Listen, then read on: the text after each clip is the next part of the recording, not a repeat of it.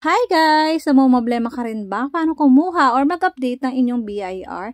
Malayo ba yung lugar nyo? Well, this is the answer dahil meron na rin po tayong online BIR. So, ito po ay ang oros.bir.government.ph. So, maganda po ito dahil magiging less hassle na po tayo para lakarin ang ating mga BIR ID. At sa mga gustong kumuha ng number, syempre, dyan na rin po tayo sa ating registration. So, madali lang guys. Hindi mo na kailangan mamasahe pa. At hindi ka na pupunta doon.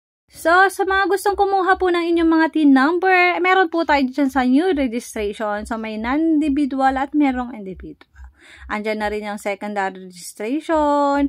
Nandyan na po lahat. Sa mga gustong mag-update tulad ko dahil single to married ang update na nga tayo, kailangan na natin to. O, diba? Hindi na ako pupunta doon sa branch. O, diba? At sa may mga business din naman, nandyan na rin po lahat. So, guys, what you will do? Andyan na lahat ng kailangan nyo. So, malaking tulong po ito, lalo na yung mga nagpi-Facebook Reels. Diba? Kailangan ni Meta ng TIN number para dun sa ating mga payment method na kailangan ma-process, diba? So, I hope this one is makakatulong po sa inyo.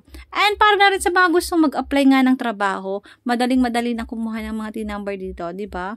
So, guys, I hope nakatulong po sa inyo. Maraming salamat po sa nanood. God bless. Bye!